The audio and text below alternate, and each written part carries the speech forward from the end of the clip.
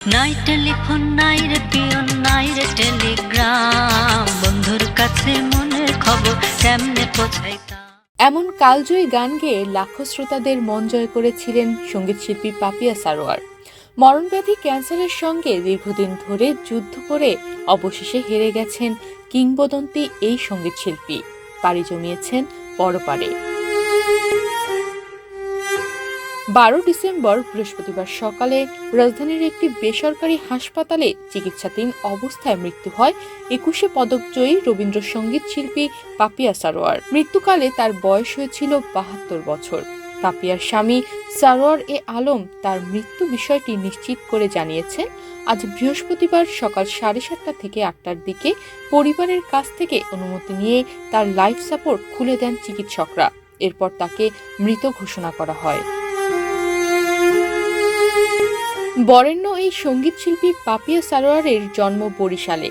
বাবা সৈয়দ বজলুর রহমান ছিলেন উচ্চপদস্থ সরকারি কর্মকর্তা, আর মা ফাতেমা রহমান লিখতেন কবিতা।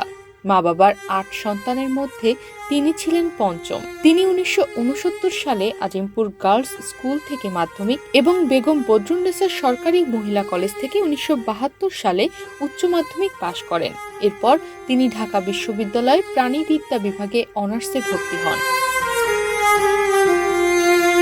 1973 সালে ভারত সরকারের বৃত্তি নিয়ে শান্তিনিকেতনে বিশ্বভারতী বিশ্ববিদ্যালয়ে রবীন্দ্রসঙ্গীতের ডিগ্রি নিতে ভারতে যান তিনি।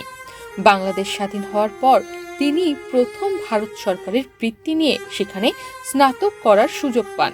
তবে তার আগে 1966 সালে তিনি ছায়ানটে ওয়াহিদুল হক, সানজিদা খাতুন ও জাহিদুর রহিমের কাছে গানের দীক্ষা নেন।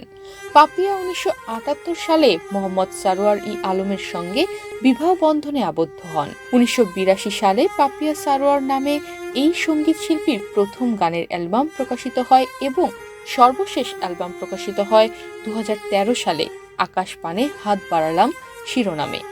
ব্যতিক্রমী কণ্ঠের কারণে সঙ্গীতাঙ্গনে বেশ জনপ্রিয় ছিলেন পাপিয়া সারোয়ার। যখন পড়বে না মোর পায়ের চিহ্ন, আমারও পরানো যাহা চায়, আমি হৃদয়ের কথা সহ অসংখ্য রবীন্দ্রসঙ্গীতকে বেশ প্রশংসা কুড়িয়েছিলেন তিনি। তিনি রবীন্দ্রসঙ্গীতের বাইরে আধুনিক বাংলা গানও গেয়েছেন। 1996 সালে পাপিয়া সারোয়ার গীতসুধা নামের একটি সঙ্গীত দল পরিচালনা করেন। রবীন্দ্র পুরস্কার 2013 সালে এবং 2015 সালে বাংলা একাডেমি ফেলোশিপ লাভ করেন। 2021 সালে পান 21শে পদক। আগামীকাল শুক্রবার জুমার নামাজের পর জানাজা শেষে বনানী কবরস্থানে দাফন করা হতে পারে তাকে। তনিমা রহমান, বাংলাদেশ প্রতিদিন।